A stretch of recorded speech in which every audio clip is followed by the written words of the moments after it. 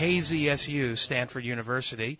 Welcome to another edition of Hearsay Culture. My name is Dave Levine. I'm a resident fellow at the Center for Internet and Society at Stanford Law School, and I thank you for listening in today.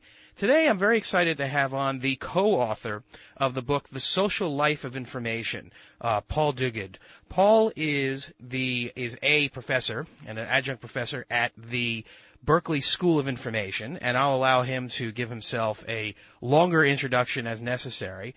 But his book, which I'll call it his book for purposes of our conversation, even though it is co-authored with John Seely Brown, is one of the early analyses, and by early in the technology world, we're talking about the year 2000, early analyses of a culture and a technological culture that is ultimately one that is full of flowery predictions about wonderful outcomes as well as doom and gloom.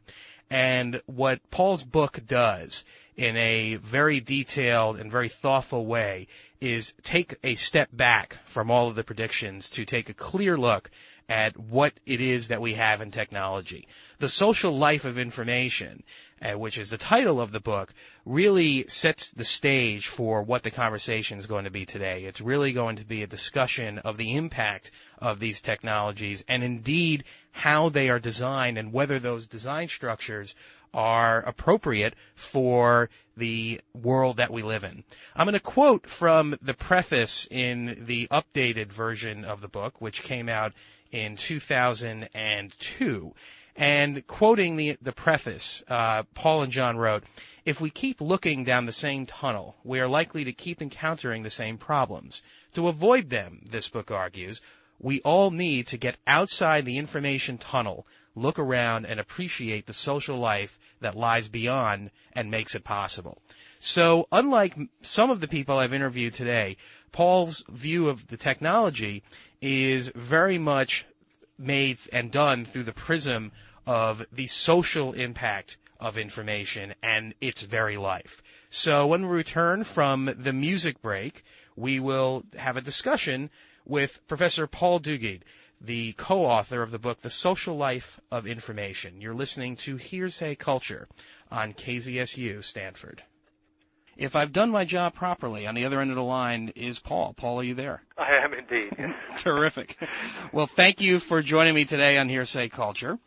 And let's jump right in and talk about the title of the book. So the name of the book, why you came up with that name, and the general thesis. Okay, before jumping right in, let me just thanks very much for the invitation. It's a pleasure to be here. Thank you. And then I'll jump. It's a title that sometimes people have had trouble getting, if not their head around sometimes. But I think you have to set it in the context of the 1990s. And I think some of what John and I thought at the time was that there was an extraordinary focus on what we called the I-squared point of view, and that is people were talking endlessly about information and about individuals, and that these were the two key components that were going to allow us to think about technology in the future. And so we wanted to say, well, it isn't really just about individuals. This stuff takes place, you understand it better in a social context. And so the idea with the title was to draw attention to that. We'd actually written an earlier piece called The Social Life of Documents, trying to say how documents didn't just convey information from one person to another, but again, did their work in a social setting. So the book I recognize came out, I guess, about 6 years ago. And it seems like maybe you could talk a little bit more about what led up to thinking that this was something that needed to be said and needed to be analyzed. Well, the 90s were, of course, the great sort of internet boom, and we had the terms which are now slightly faded, but then we were talking about the information society, the information economy, and there were a lot of talk also about disaggregation, the idea that people no longer had to work together, study together, live together, and we all seemed to be going off in the direction it sometimes seemed of little Robinson Crusoe's going to live on our own island, doing our own thing. Right. And we thought if you want to know not just how to design better technology, but maybe to understand how some technology gets it wrong, maybe that's the point to begin to be. The general thesis of the book, what would you say it is? I think it was that we were living in a time, and I think it's still true now, of an enormous amount of hype. And the question was, how could you see through the hype and really try to understand what was going on underneath? Because there was a great reason for a lot of PR firms to tell us stories, and the simple stories are the nice stories, but they're not always the true stories. We perhaps tried to tell a more complicated story. The analysis, of course, occurring during the apex of the dot-com boom does suggest, and in reading the book, it's clear that you are addressing this crowd of people that were talking about retiring at 29 and not having to do anything else with their lives and what have you. But you did say something which I think is a good way to start off getting into the book, which is that the idea is still relevant today in 2006. How relevant do you think it is as we sit here today? Well, I do think, as others will say, that sometimes there are signs of another boom coming or finishing and a bust heading. And we perhaps shouldn't be too clear about it, but we actually came out just as the market collapsed. I don't think that was our fault, but it did seem that at the time everybody else was giving very sunny predictions, and there was this wonderful book about Dow Jones, 30,000 or whatever. And we came along looking a little curmudgeonly at first, I think, when we were in manuscript. But by the time the book came out, people began to say, well, perhaps there are some things that we have got wrong and need to think about. And it may be the case that if, as it is likely, that once again there will be a clear out of some technology companies, that these are lessons that we still need to learn. The looking back at a book like this, I always think is a lot of fun, and clearly your prognostication skills definitely were far advanced from most people writing about this stuff, because you do talk a little bit about it. Maybe you could expand on it, writing the book and the research that you did during a time when the market kept going up. As you discussed this research and you discussed working on this book at the time, do you have any recollections about what it was like to make these points to people that only saw an upside? Well, certainly there were an awful lot of raised eyebrows, and probably the way that was most clearly delineated was that we were regularly called Luddites. Right. That was the term that always got thrown around about anyone who expressed any hesitation about the direction in which things were going. We had the great advantage that both of us were located at the Xerox Palo Alto Research Center, which had a reputation for being very forward-looking, very technologically based. So perhaps people would listen to us a little more. That gave us at least some of a way to overcome the charge of Luddism. But it was around, I can tell you.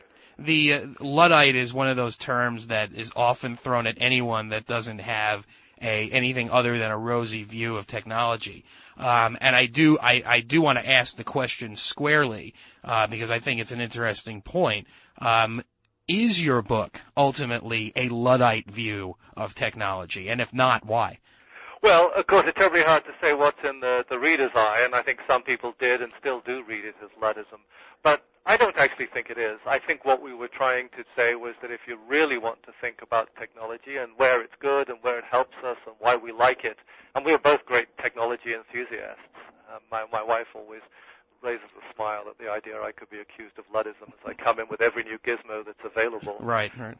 But you understand the charge, but you want to say, well, it's, if you really want to think about technology, maybe you have to get away from simple cheerleading and think about more complex issues. Let's talk about some of those issues in the book. And one of the main focuses that you have in the initial part of the book, and as a thread that runs through it, is the idea of technology somehow attempting to replace relationships between people. Maybe again we're limited by time and by a radio show, but in order to crystallize that idea, what point are you trying to make with social life of information and the engineering and its impact on those relationships? Well, I think one of the standard arguments, because it seems the easiest to make, is an argument about replacement. You say we've got a new technology and it's going to replace the old. And sure enough, you can think of things like 8-track, which have gone, and I don't think many people lament it. But what so often happens is actually a new technology comes along and just augments. It adds another possibility. It gives us a different range and scope, but it doesn't necessarily do away with what's gone before. So one of the things we really wanted to try to overcome was that simple idea of replacement, because we thought it was a sort of banal argument that more interesting things could be said if you tried to look at the way that new technologies fitted in with the old. The new technologies that you were thinking of at the time, is there a good example that for the listener that would crystallize what the technologies that you viewed were being taken to an extreme and not being considered from their negative impacts? Well, I think one of the arguments that we made, which has a sort of much longer history and interested us, and is once again in the forefront of debate today, was the idea of the death of the newspaper. Mm-hmm. It's an odd one that goes right back to the turn of the previous century, to 1910, when people first thought that with the telegraph you could produce an alternative to the newspaper. And what interested us was not so much, whether the technology would prove to be true, whether the prediction would prove to be true or not, but why so often it was wrong. Why in the 1910s, the 20s, the 30s, the 40s, the 50s, the 60s, and all the way up to the 90s, you could always find someone saying, this is the death of the newspaper. And yet the newspaper remained remarkably resilient in the face, even of the Internet. One of the interesting things that I think we can do with the benefit of hindsight is to consider virtual worlds.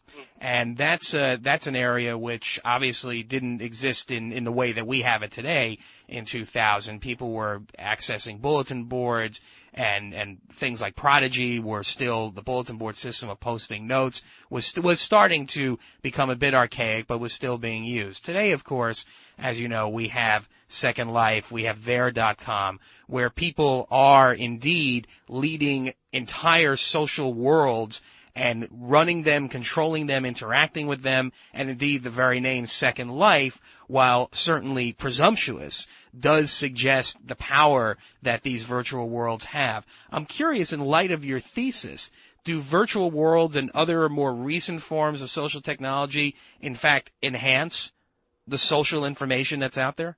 Well, I don't want to give away entirely to the idea that the new virtual worlds are entirely new, because in the 90s there were, in fact, and these came in part out of Xerox PARC, there were MUDs, multi-user games, and then there were MOOs, which were a sort of a kind of MOO, the multi-user object-oriented, they were called. And they were much more tedious in a way because everything was produced in lines of text. You didn't get the images that you get, but they had many of the features of Second Life, and in fact they were very extensively used. And they were interesting to follow, in part because of the enthusiasm with which people entered those and said this is the wave of the future, and also in part I think because of the political problems that they ran into. And I take your point. I guess where we are today with the virtual worlds obviously does allow people that are not as technically inclined to engage this technology. And maybe you dispute that point too, so maybe I should ask you to respond to that. No, I'm not going to dispute that. I agree with you, absolutely. So where are we left, at least with the virtual world idea? In other words, how much of the virtual worlds, in your estimation, take into account the social life, as you put it, of information that was lacking in a lot of technologies in 2000? I think they take it in a big way, and I think one of the things I like, although some people say the term is, the name is overweening, but Second Life, does at least assume that there's a first life going on somewhere else as well. And I think it makes the point I was trying to make earlier, is that these new technologies come along and tend, if they're good, to augment, to add something extra. They don't replace, but they play a role. They make some things easier that we couldn't do in the past. And that seems to be the way that Second Life is emerging. So you also discussed, and you mentioned earlier, and I wanted to dive into it, the role of documents in organizations.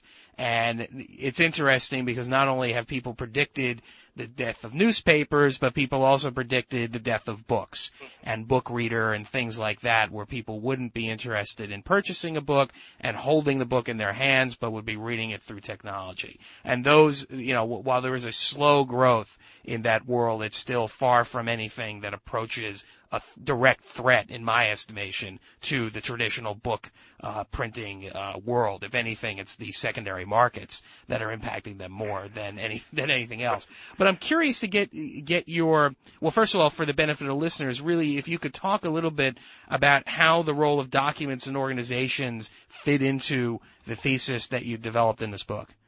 Well, because one of the problems that we had around that was that as we both worked for Xerox, there was known as the document company. There were some people thought, well, these are just shilling for the company, these two guys.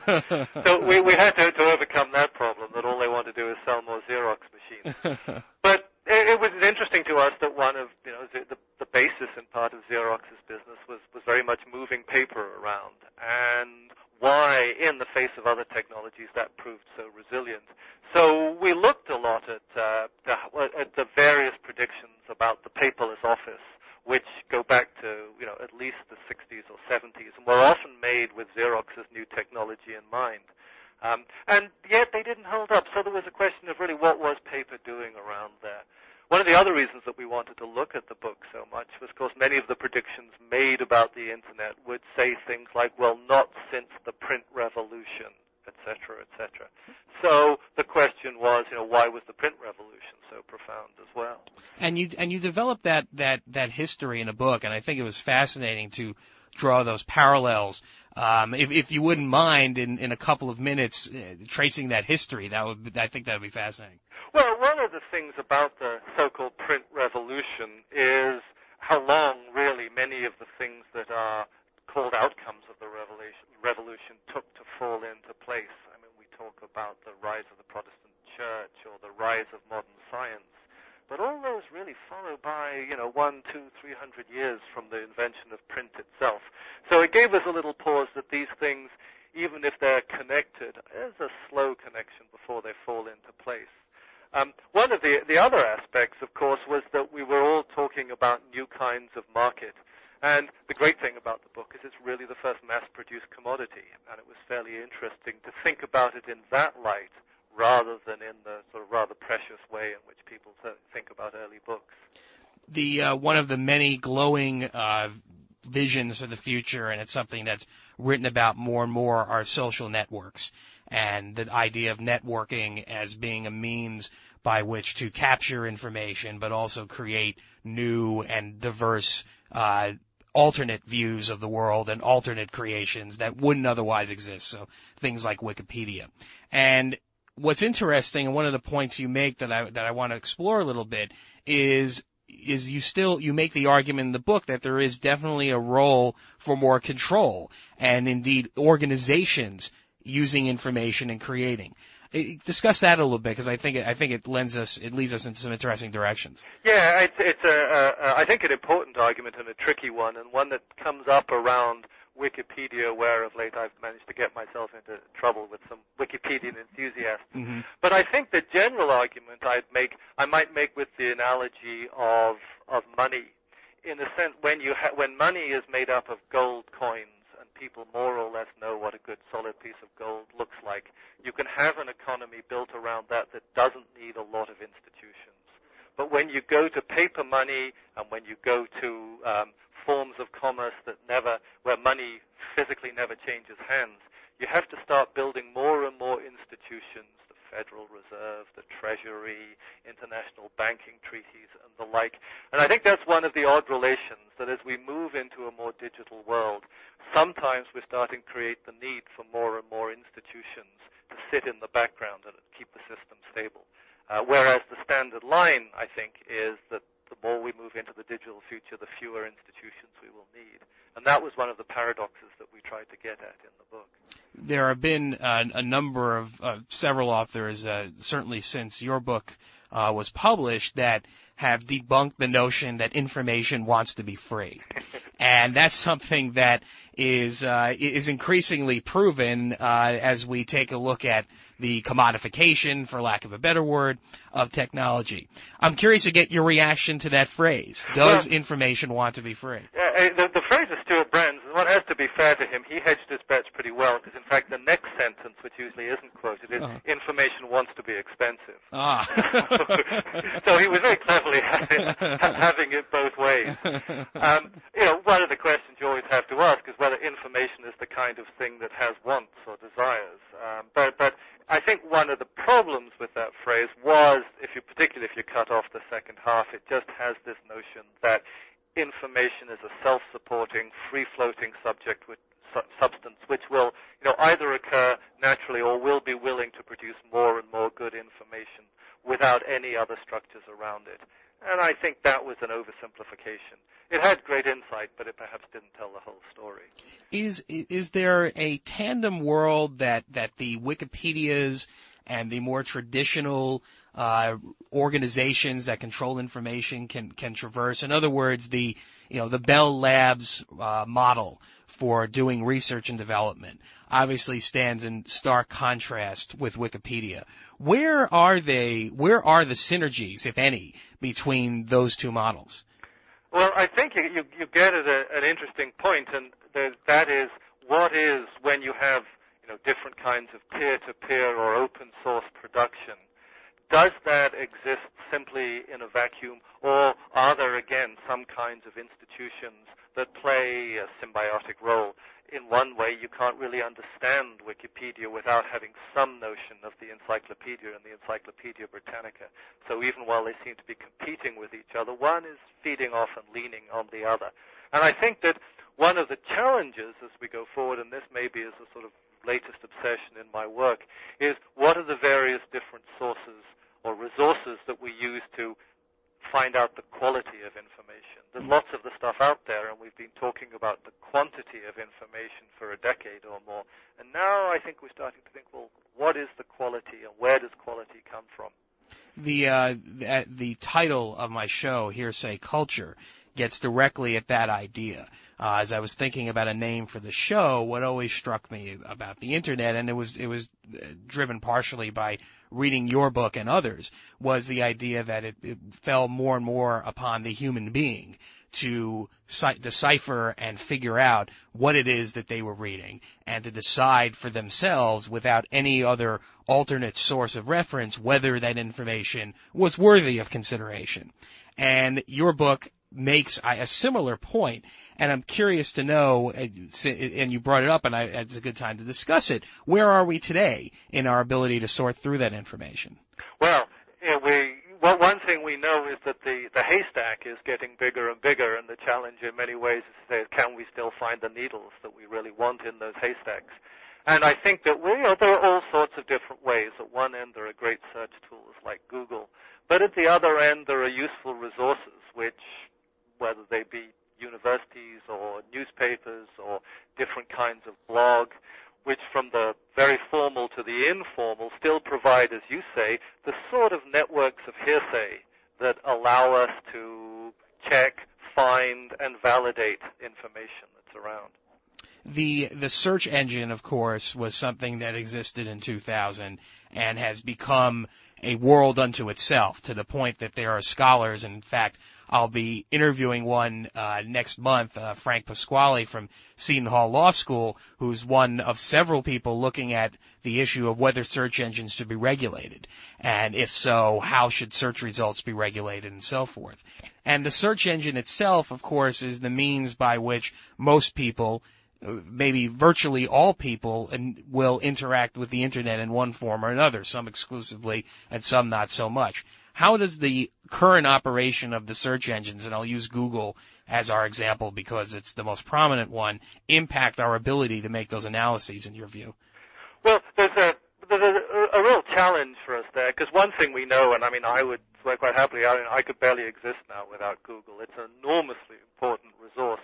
But the more important it becomes, I think there are two challenges. One is, and you've brought this up, and I think it's a word that you you're unwise to whisper in the precincts of Google, and that is the phrase public utility. Mm-hmm. The old idea that regulation of some sort is needed when something becomes as big and as dominant. So I think that's one problem we face with Google. The other is, of course, that as people try in different ways to fool Google, to push their own pages up the search ranking, Google has to invent more and more elaborate strategies to respond. And as those strategies become more and more elaborate, our chance of understanding and seeing whether they're fair and objective becomes less and less likely. And so we get into the odd problem that one of the great things about Google is its apparent transparency. But in order to keep its place in the world, it's going to become more and more opaque, more and more secretive about what it's doing. That particular tension between secrecy and free flow of information is something that I'm very interested in, and I want to discuss it a little bit. Before we return with Paul Duguid, I do want to ask you what I always ask at the bottom of the hour, which is if you enjoy what you're listening to on KZSU. And hopefully you're enjoying this conversation, but at least you enjoy something about KZSU. And if you love what you're listening to, please help KZSU maintain its excellent programming. KZSU is a non-commercial radio station that depends on the support of its listeners to continue broadcasting its diverse range of music shows, sporting events, news, and hearsay culture. By visiting kzsu.stanford.edu and clicking on Donate to KZSU, or emailing our underwriting department at underwriting@kzsu.stanford.edu, you can do your part to make sure our independent sound never dies. So, Paul, let's jump right off from where we were, talking about that issue of secrecy. And your argument, I want to push you on a little bit, only to the extent that one could try to use your book as a way to argue that we need more rights and more control over information. In other words, we should put the brakes on a continued run towards freeing up information, freeing up the Internet. I know I'm simplifying it, which I'm doing for purposes of the question. So I want to get your reaction to that kind of basic criticism or interpretation of your book.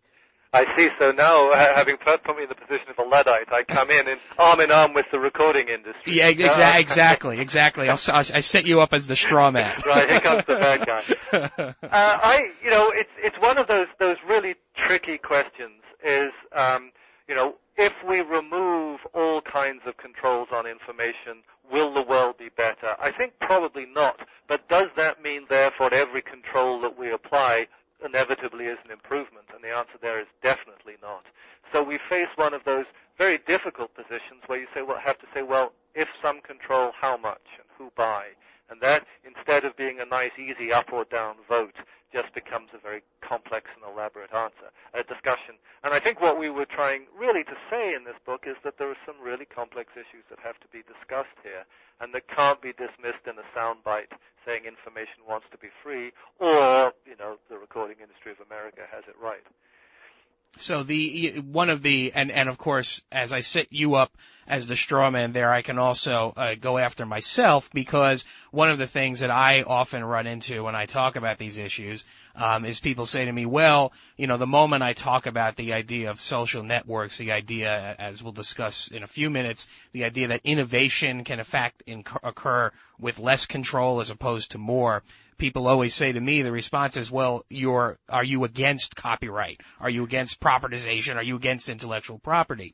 And my response to that is similar to what you've described, because what I ultimately say is no, and we do need the idea of capturing the economic benefits of the work you do, but that there's a delicate balance. And I think that delicate balance is something that your book, so now that I've set you up as a straw man, I will compliment the book so that I keep everyone completely off guard. But in all seriousness, I do think the book really crystallized that conversation, and I think handles it even-handedly. And I want to talk about it in light of that discussion, what you mean by the phrase tunnel design, which is a phrase that you use very early on in the book, and again, which is a thread that runs through it.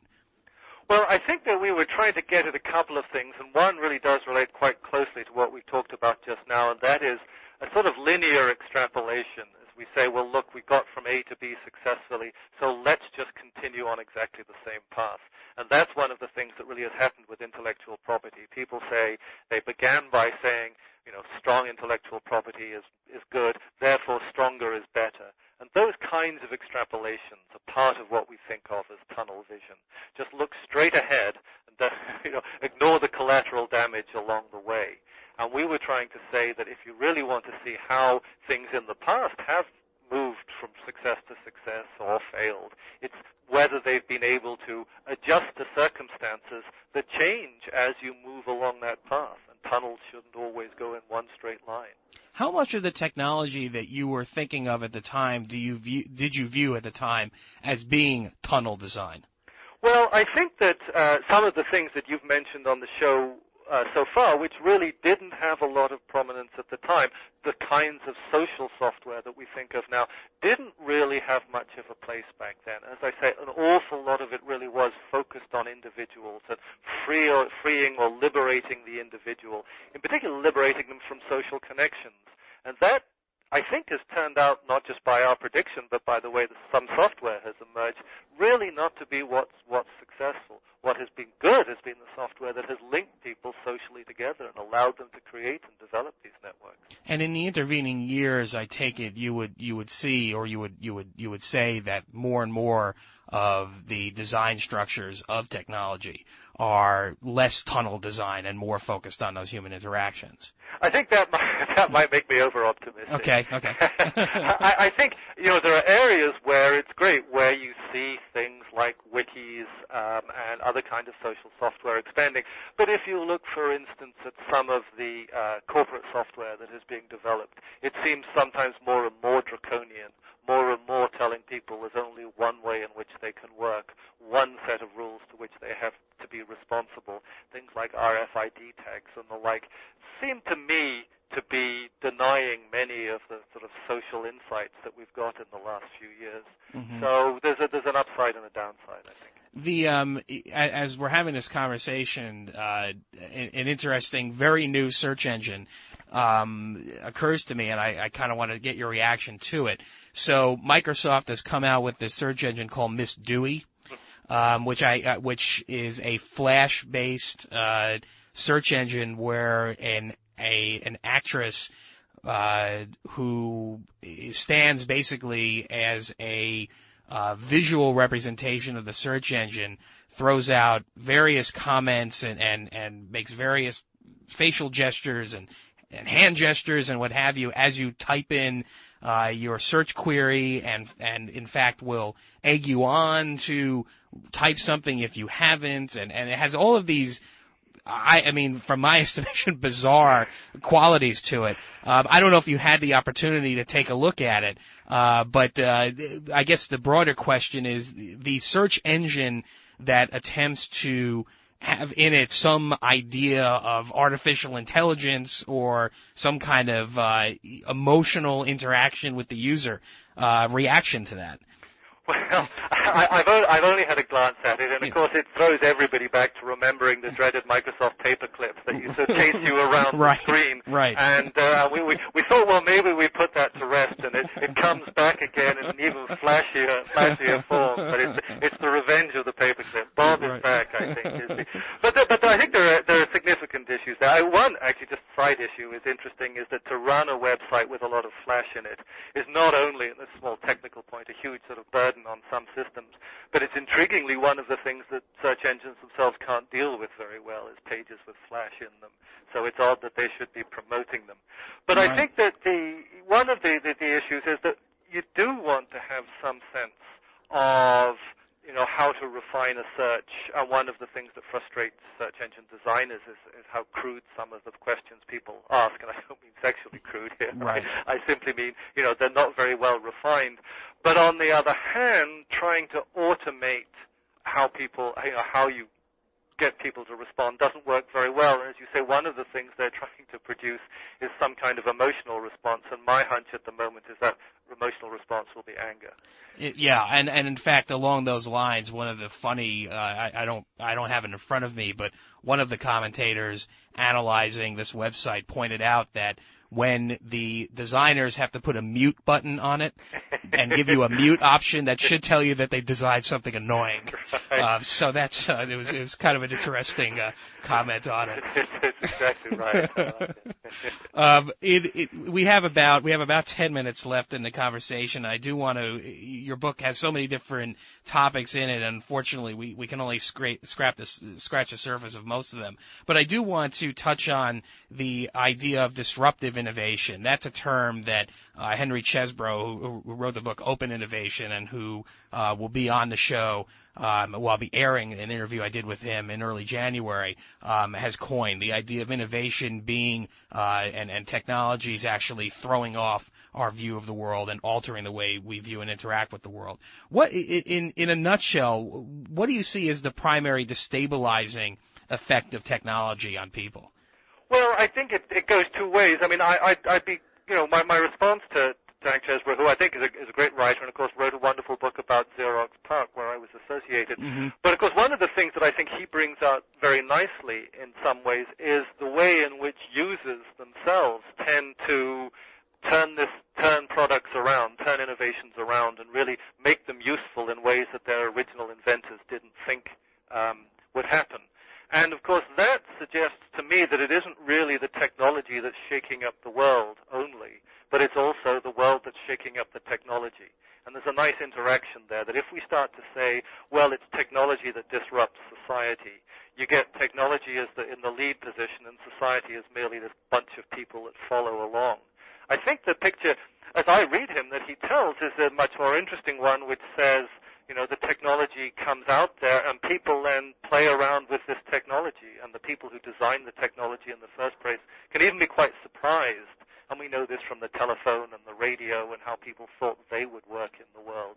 Users suddenly push back at this stuff and say, no, this is really what's interesting about it. You've got it wrong, and let's go in this direction.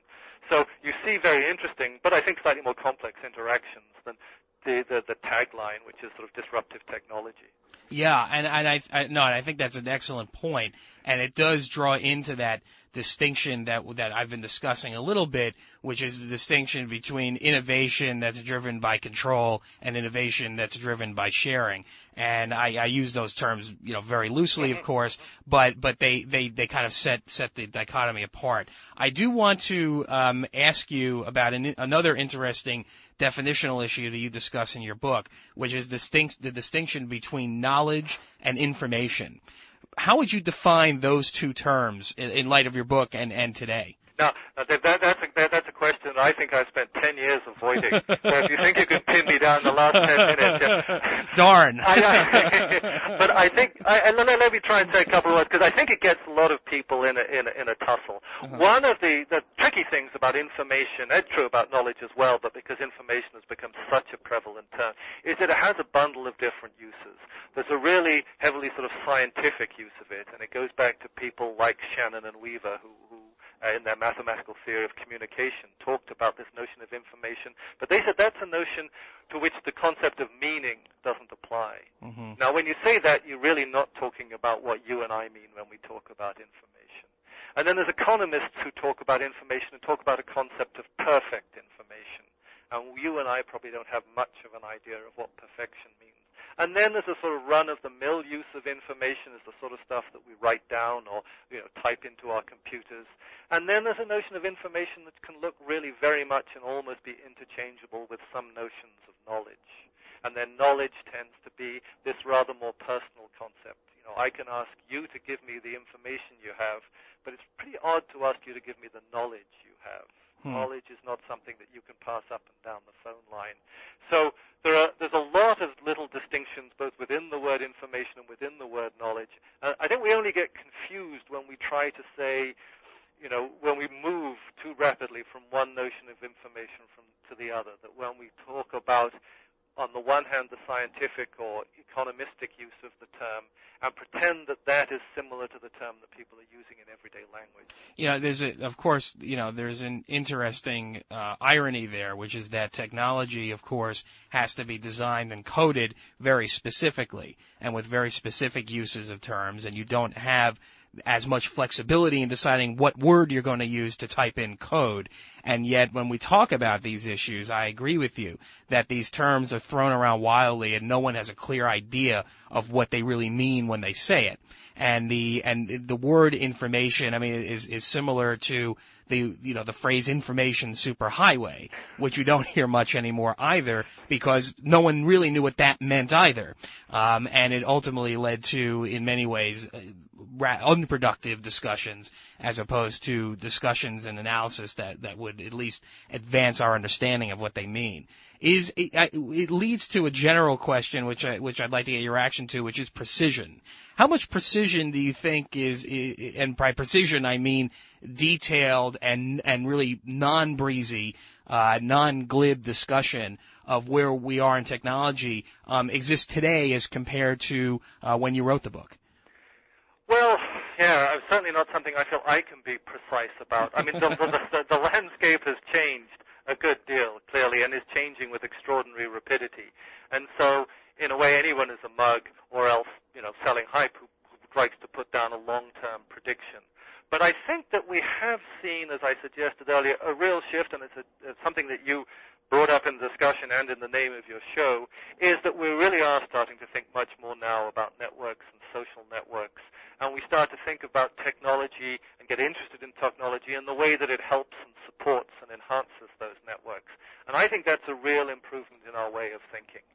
Because we've almost forgotten, I think, how individualistic and unsocialized our talk about technology was 10 years ago. And I'm not sure that's going to be able to tell us where we're going to be in 5 years' time, but I still think it probably means it'll be easier to get where we are in 5 years' time without quite so much wasted time and energy. Yeah, and I've asked you, I'd say probably 3 or 4 questions that are borderline unfair, and of course, because I've asked the crystal ball questions, and what I've told other people when I've asked those questions is, of course, as formerly a litigator, people would always say, "Are we going to win the case?"